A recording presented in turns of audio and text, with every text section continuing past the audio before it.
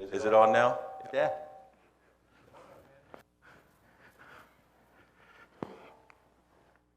It was way on now. But that's how we learn, through repetition, brick upon brick. He starts out in verses 1 and 2 of chapter 4. Oh, you got to turn me down. And he's giving us this description of an heir and a child. You are an heir and a child. And it would be this way. Matt, I'm going to make you a millionaire. There you go. You happy? And as a millionaire, this is what you're going to do. You're going to go right down and you're going to see your lawyer, and you're going to put that boy on your will. He is now an heir to $1 million. But guess what he cannot do? He cannot go write a check and pull out $1 million. He has limited rights. And so he begins this picture, and he says, we are heir, but we are a child. And as the heir, but a child, you have limited rights. The intention is for it to be yours, but you really have no control over it. Not only does he give us this picture that you have limited rights and you can't do anything with it, but he goes on to say, as a child, you are under a governor. You don't get to make your own decisions. In fact, this governor is there to protect you, to give you the opportunity to go to maturity, but he's really just driving you, disciplining you, keeping you. And so again, he's illustrating that same picture that he left off with in chapter 3. And it stays that way until the fullness of time. You stay with this picture, Doug, that would be when you get to whatever the age the Romans said at this age you're a man. When you get to that age, now you have opportunity. And the picture here is that when you get to that age, that would be when the fullness of time comes, when maturity comes, when you're at this position of faith decision. Do I accept faith, or do I keep striving? Do I keep working? Do I stay underneath the governor? In fact, his question is, why would anyone want to stay underneath the governor if you have the opportunity to be an heir? And so he paints this picture. We didn't go into this. Warren Wiersbe does it in a sermon called Grow Up and Be Free. It's also a whole chapter in his book called Be Free. It's a commentary on Galatians. But he paints this picture. We didn't do it. I'll tell you why we didn't do it. Brother Hank, his picture, and I believe it's true, his picture is here. This is really the picture of the Israelites. They were God's chosen people. They were meant to be his children. He protected them until they got to the age of completion, until they got to the place of faith. The Messiah came from those children. But Ms. Pat, what happened is when he came and when they had the opportunity of faith, it's hard. It is hard to just believe. And they rejected him. And instead of following and belief, they decided that they were going to keep on striving. And so it is that picture. We didn't really go into it. That's because this is written to the Galatians, not to the Jews. This isn't like chapter 3 where he's arguing and debating with the Judaizers. And that's why it's not quite so clear in this picture as it was in chapter 3. But Paul does use that picture as his illustration. So he brings it to this place, and it's hard because, belief and grace and love, they're not in our nature. But if you believe, then he goes on to verse 5, to redeem them which were under the law, that we might receive the adoption of sons. Verse 5, when we believe, there is now a status change. It is different. Okay? We're no longer just a child. I now have full rights. In fact, I'm adopted in the beloved. I come to age. I am mature, no longer a child, and I am grown up. Now, at this point, Brother John, people tend to get a little nervous. If we stayed here, if we spent some time, if we developed this, what do you mean? You're talking about free? You're talking about completely uninhibited? You can do whatever you want to? Well, no, that's not what we're talking about, but I am talking about freedom.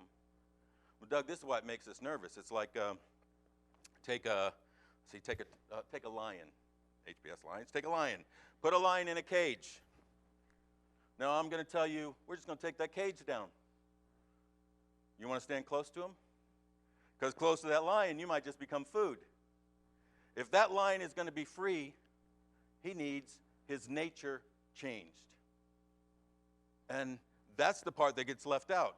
Hank, we're afraid of what might happen if we live in freedom because we refuse to accept the fact that we're not the same.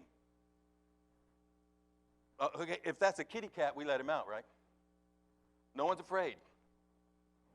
We're afraid of how a person lives in freedom because we still keep them in the same nature. But things are not the same. He does not leave us the same. There is change. And I've got a couple verses here I just want to go through real quick. So Eric, can you bring these up on the screen? We know these, but I want you to see them. 2 Corinthians 5:17. 2 CORI. He says he types fast.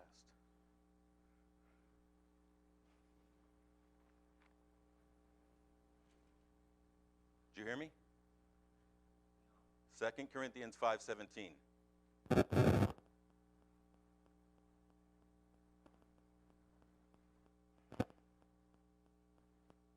Therefore, if any man be in Christ,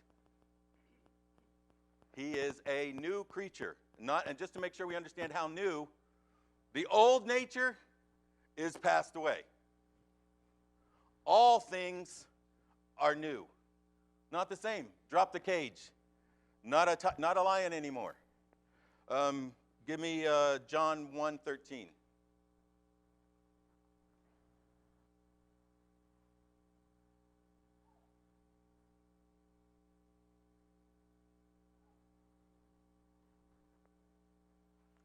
Which were born not of blood, nor of will of the flesh, nor of the will of man, but of God. This is the chapter talk about being born again. Totally new thing. Not the same thing anymore. Romans 6:4.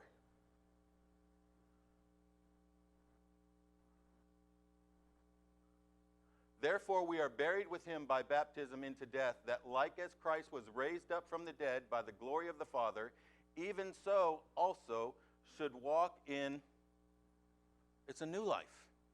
It's not the same. Eric, one more, Ephesians 4:24.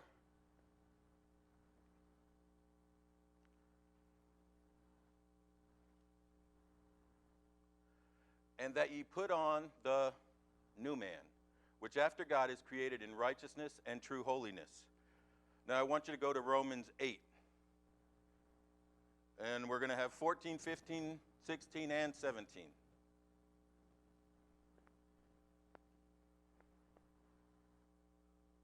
For as many, because this really would be the sister passage. For as many as are led by the Spirit of God, which we haven't got to yet in here. That's going to be when we get to verse 6. But as many as are led by the Spirit of God, they are the sons of God. Go on.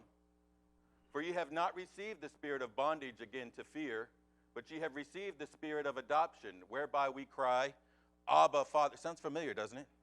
Go on. The Spirit itself beareth witness with our spirit that we are the children of God. Verse 17. And if children, then heirs, heirs of God, and joint heirs with Christ, if so be that we suffer with him, that we may also be glorified. Doug, you like that word, joint heirs? Here, I like that word, joint heirs. I love that word, joint heirs. Let me tell you how I usually think about this. You and me and you, we are joint heirs. That is not what that verse said. And I'm going to tell you, Hank, I just read all these verses that say, now are we the children of God. I should believe that, right? You know what I struggle with? That now I'm the child of God. It changes everything. It changes my nature. It changes how I act. It changes how I think. It changes how I look. It changes how I respond. Here is a good verse. That's why we ended here. It's a good test. Joint heir. We're joint heirs. But Alan, that just sounds great, and we're okay with that. But you add exactly how it says. Alan Moyer, joint heir, Christ. That changes who we are. And I'm going to tell you, I believe, just like I believe we struggle to believe, that's why all aren't saved, Miss Pat, we struggle to believe we are the child of God. You know who that makes brother? That almost sounds sacrilegious to say. Do you understand how that limits our life? So, he's rolling out this first thought, which we kind of went over last week. Then he gets to verse 6. to redeem them that were under the law. But not only did he redeem us, Stephen, not only did he change us, okay, now you're changed, what are you going to do? He made it easier. He's taking care of us. And because ye are sons, see, this has to happen first. There's a transformation first. You're made a new thing first. Now that you're made a new thing, Eric, I want you to find a couple more. You got time? Now that you're made a new thing, and because ye are sons, God has sent forth his Spirit of his Son into our hearts, crying, Abba, Father. Because we are the children of God, now inside of us can reside his Spirit. And his Spirit does some wonderful things for us. John 14:26.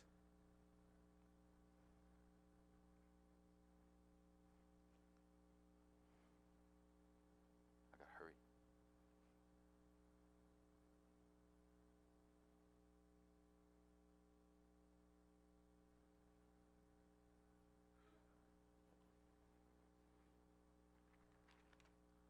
Did it lock up? John 14:26. But the Comforter, which is the Holy Ghost, whom the Father will send in my name, he shall teach you all things and bring all things to your remembrance. Now, this is written to the apostles. But I want you to see what his ministry is. Dr. Boyer, he teaches us. And really, this is important. It's important how this says. And he brings things to our remembrance. You know why we struggle so much with this idea? Because if you've never spent any time learning it, he can't bring it back up to your remembrance. Yeah. That's why words like meditate and study to show thyself approved, Stephen, they really matter. Because when they're in here, now he brings them up. But if here is some vacant void, it's a void saying, fill me up, and we're not doing it. And then we just say right here, well, I don't feel the Spirit. I don't feel like a child. I don't feel. He brings to your remembrance. Here, let me give you a couple more. Ephesians 1:18, we dealt with this at the very first lesson, I believe. Paul prays for the church at Ephesus. He stops right in the middle of his letter, and he just prays for them. And what he prays for is that they might be enlightened, that the eyes of your understanding be enlightened. You know who does that, Brother Hank? You know who will enlighten you? You know what? You understand it's possible to know a whole lot about the Scriptures, but understand them not at all, i.e. Pharisees. Your ability to quote the Scripture up to their ability to quote the Scripture. You understand that before they were 12 years old, they could quote all 5 of the first books of the Bible, word for word. It is possible to know it, but to not understand any of it, because it is his Spirit that enlightens it. We'll jump to this one, 2 Corinthians 4:6.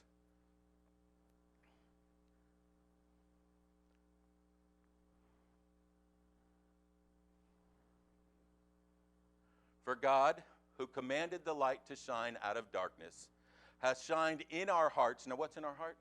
He sent his Spirit to live in our hearts. Has shined in our heart to give the light of the knowledge of the glory of God in the face of Jesus Christ. Here you go. Preacher said a lot of nice things about me last week, and made me feel kind of awkward. I wanted to sneak out the back. And Miss Kathy, whenever I teach, I usually get 3 responses. Either I'm totally ignored, and which probably most of the time, so it happens if you put people to sleep. Or number 2, I'll get the calls throughout the week, hey, I want to argue with you. I'm actually really okay with those, just so you know if you want to do that. I like those calls. Call anytime if you want to argue. Or 3, sometimes I'll get the response that said, you know, Brother Jeremy, I really like that. You made me see the face of God. Well, Treva, I got to tell you, those ones make me awkward. In fact, sometimes I just don't know what to say, and I'm like, oh, it wasn't me. It was. I want you to understand, Brother Moore, listen, that is not humility. Okay, that's probably how I mean it to be, and that's how I want you to take it, and I'm polishing it all up that way. It's not me. That is unbelief. Do you understand that if you're a Christian, inside of you is his Spirit? Do you know what you're supposed to shine? You know what you're supposed to show? You are supposed to show the glory of God. That should be normal. It's not exceptional. It should be who we are and what we do all the time. Now am I a child of God, which means his Spirit lives inside of me, which means he's enlightened me with the ability to show forth the face of God. What is the problem in this world? No man has seen God at any time. The cure for this is us. That's why we're here. And he puts inside of us the opportunity to show them who he is. But Ms. Pat, we can't do that if we're still struggling with who we are.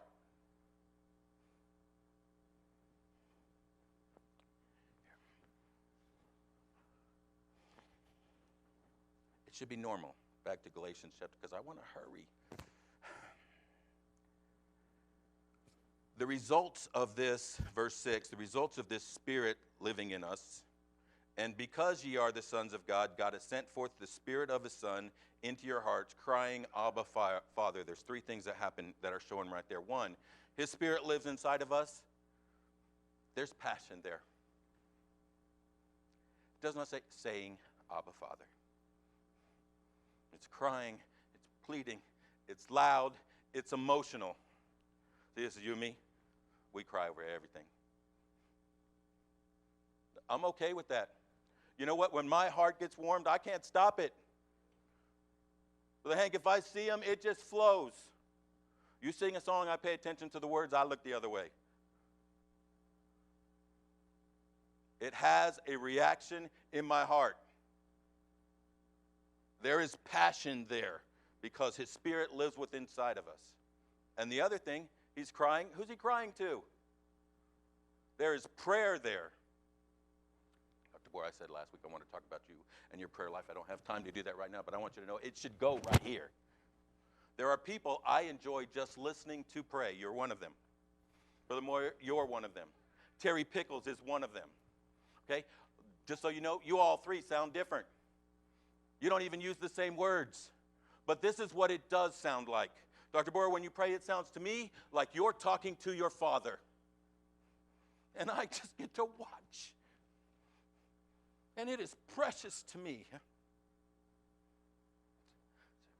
I want you to pray, not because I want you to accomplish something. I'm just testing to see how close you are to God. I just want to see the relationship. Because you know what that relationship does? It gives me hope.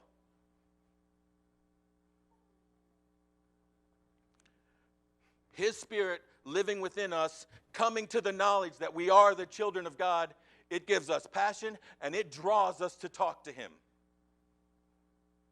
And it also gives us some assurance. I just said when I talk about joint heirs with Christ, Doug, I'm a little ashamed. I should be a lot ashamed to say, that makes me nervous to say. I can say it. But when I really try to say joint heirs with Christ, how about this? You know what that means? It makes me awkward. You understand? When I come to grips with what he's telling me and who I am and my identity, there is assurance there. There is assurance to the point that I can say, Abba, Father.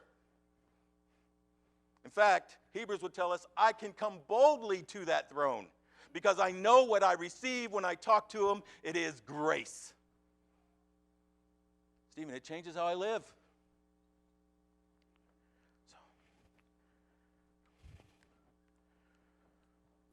Skip all that. This brings us up to kind of where we left off last week, verse 8. And I tried to run through these, but really it says more than what we ran through. These are important verses. I believe these verses right here, Doug, this is how we examine ourselves. This is maturity. This is the difference between being good moral people and being good Christians. Howbeit then, so we go through this, verse 7, wherefore thou art no more a servant, but a son, and if a son, then an heir of God through Christ. He says it one more time. Repetition one more time. Verse 8, howbeit then, when ye knew not God, ye did service unto them which by nature are no gods. But now, after that ye have known God, or rather are known of God, how turn ye again to the weak and beggarly elements whereunto you desired again to be in bondage? So, here we go. Before and after again. He's back to this before and after. Miss Pat, before, verse 8, howbeit then when ye knew not God. Guess what it is? Before you knew God. And then verse 9 is going to give us, but after you knew God. So we're back to this before and after picture. He's still in this same idea. Before you knew God, you did serve. Howbeit then, when you knew not God, ye did service to gods who are not God. You did serve. You gave yourself to. You enslaved your life to something that is not God. God who is not God, what does that mean? What's he talking about? God who is not God, pretty easy. We're talking about idolatry, right? He is writing to the Galatians. He is writing to the church. And he is saying, before you were Christian, you served other things. You served idols. You enslaved your life. You gave it to. Now, when we think about idolatry, we usually go to some stone idol or wooden carving. You know, we think of out there in like Bora Bora land or French Polynesia, you know, in one of those where they're big stone thing and it's up on the ground and now it fell down to its face and it's 500 years old. And we run into this idea of how could they do that? Okay, first you make it and then you, God who is no God, how can a person find their identity, find their meaning, their very reason for doing what they do in something that they make with their own hands that they know can't give life? How do they get so wrapped up? Because that's what Paul's talking about. He's telling them, before you were Christian, you gave your life to, you extracted life, everything you did boiled down around this viewpoint of life that was from a God who is not a God. Webster's definition of an idol, I like this. Sometimes I think maybe the Holy Spirit wrote his dictionary. Idol, something that has no substance but can be seen. Just contrast that with what we know Hebrews chapter 11 says. Faith is substance, but it can't be seen. Man has always searched for some meaning, for some reason. And he's talking to these guys and he's saying, before you knew God, this is where you were, this is who you were. Now, why would anybody do that? It's the goofiest thing. You go to temple, you jump on one leg, you roll your eyes back, you stick your tongue out, you squeeze a lizard, you sprinkle blood on the ground, and you go away and you feel, whoof, I feel better about myself. I mean, Miss Pat, don't we want to get together and make fun of that? How can any person believe, listen to this, that by doing this or that, you know, things like maybe acting a certain way, or looking a certain way, or speaking a certain way, that they could find meaning or value or security or purpose? Doug, that sounds a little scarier, doesn't it? If we're not careful, you know what we push? We push our performance. Does your performance make you a son of God? No, our performance is our striving. Our performance puts us right back underneath law. Who would do that? Why would anyone do that? From where that doesn't make sense, does it? Why would anyone do that? Well, this is why we do it. In the garden, created perfect, yes. Everything's wonderful. Great relationship with the Lord. Created in his own image, right? But we were created dependent. Since Augustine, it's been God-shaped void. It's a great description. That's why everybody uses it. But Dr. Borer, we were created dependent upon him. And as long as we were with him, our purpose, our value, everything was fulfilled. And then Satan came along and says what he always says, there's more. And we said, I want more. And we got exactly what we wanted. We became independent. Now, separation. We have to find meaning and value and fulfillment and purpose apart. And man has been chasing to try to fix those things ever since. Now, let me tell you the American way. We don't go to temple and jump on one foot and roll our eyes back and what do I say? Grab a lizard, squeeze a lizard. If we're up north, it's grab a rabbit. We go to college. We get a job. We get a car. We get a better car. We get a house. We get a better job. And then we go, whew, I feel better about my life. And then maybe a little bit later, we go, maybe I need more. Maybe I need better. Doug, what's the difference?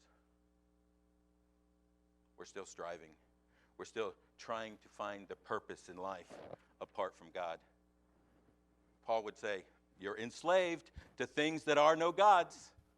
Yep, you can see them. You can see the diploma. You can see the car. You can walk around in the house. You can turn down the AC.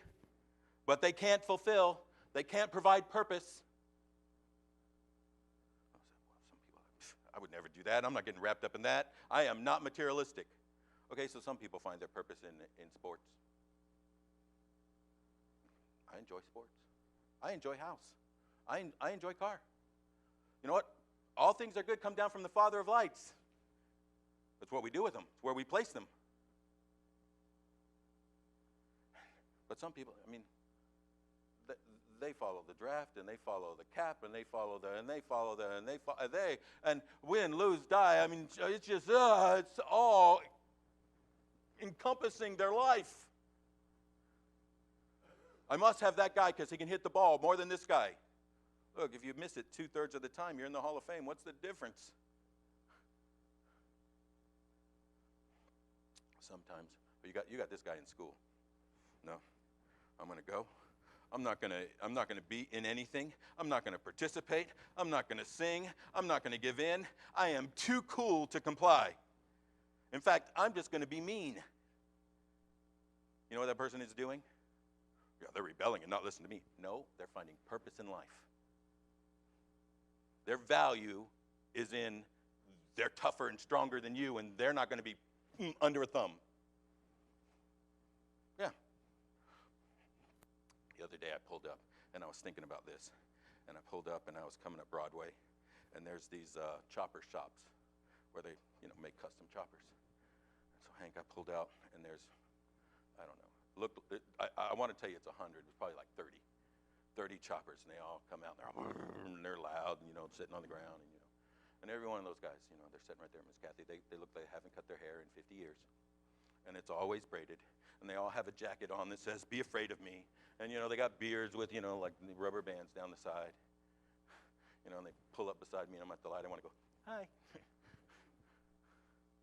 but this is what I thought. You know what they're doing? They said, "I'm not going to be a part of that." And they're searching for purpose and value in life. They're serving gods that are not gods, that can't fulfill. We do it lots of ways. Sometimes we do it anti-establishment like them. Sometimes we do it, I'm going to chase poetry and music and the arts. Solomon, if you wanted to cut to the chase, Ecclesiastes chapter 2, Solomon chases all of it. Wealth, power, fame, knowledge. Wisest man on earth chases all of it. Then you just jump to the end of the book, Ecclesiastes chapter 12. Remember now thy Creator in the days of thy youth. Boom. First thing I'm going to tell you, and then in conclusion, fear God and keep His commandments. This is the whole duty. It all wraps up right there. There is no purpose in life outside of God. But we're still searching. And the problem is even us who are the children of God, Brother Moyer, if we struggle to believe we're the children of God, you know what we're doing? We're still searching. We're still striving. You got this girl in school too. I know lots of this girls. I've had lots of this girls come by the house. Okay? They cheerlead and they dress and they sing and they talk and they act and they walk and they do everything right. But then if you get them off somewhere, they're going to tell you, I just don't know. In fact, if you read through the lines, it's going to be, I've been striving all my life, and who I am is I'm the nice girl. I'm the one who listens. I'm the one who does right. But I'm empty. And this is what happens. That girl graduates, and she gets 20, or she gets 22, she gets 24, and she starts searching for purpose in life because she's been serving a God that's not God. How does that happen? She's been striving. She's been under law, and she hasn't accepted who she is. And so now she's moving on to the next God and the next God and the next God.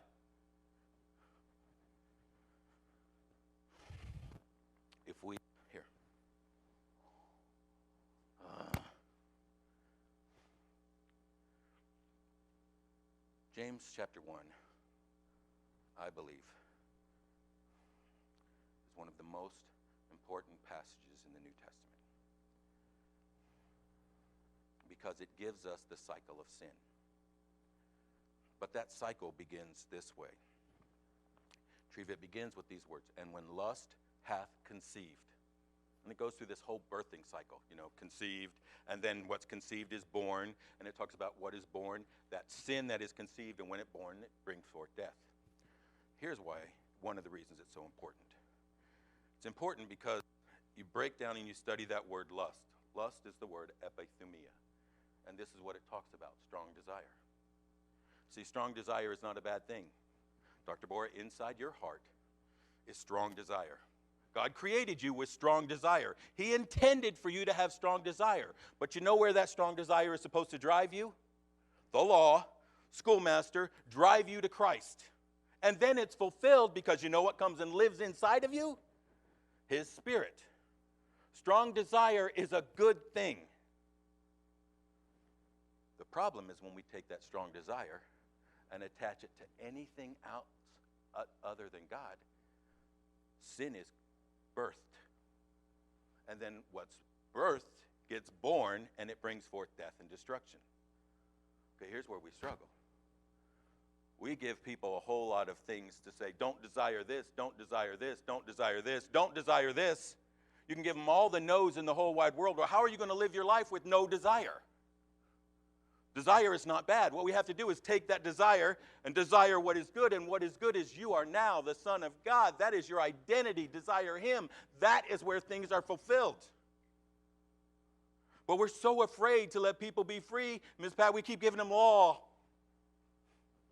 And law is a God that is no God.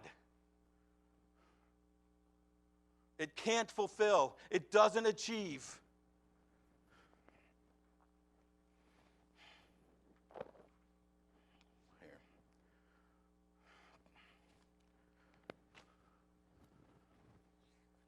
Another passage. Brother Hank, go to 1 John. Eric, got you up there? 1 John 5. Oh, I don't know what the last verse in 1 John is. It's the last verse. 23.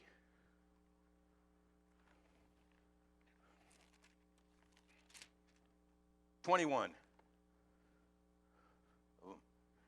Okay, 1 John. I told you last week, 1 John's one of my favorite books. Hard to study. Great book. Usually it breaks it down. People talk about 1 John is about believe, love, obey, or it's about light, love, and Lord. Okay? Either way. The end of this book about believe, love, obey, you can tell that's the one I like. John writes this. I mean, this is literally the last verse. So it's like this. It is either he wrote this whole book about believe, love, obey, or light, love, and Lord, and then he says, oh, by the way, keep yourself from idols. Bye. Or it's more than that.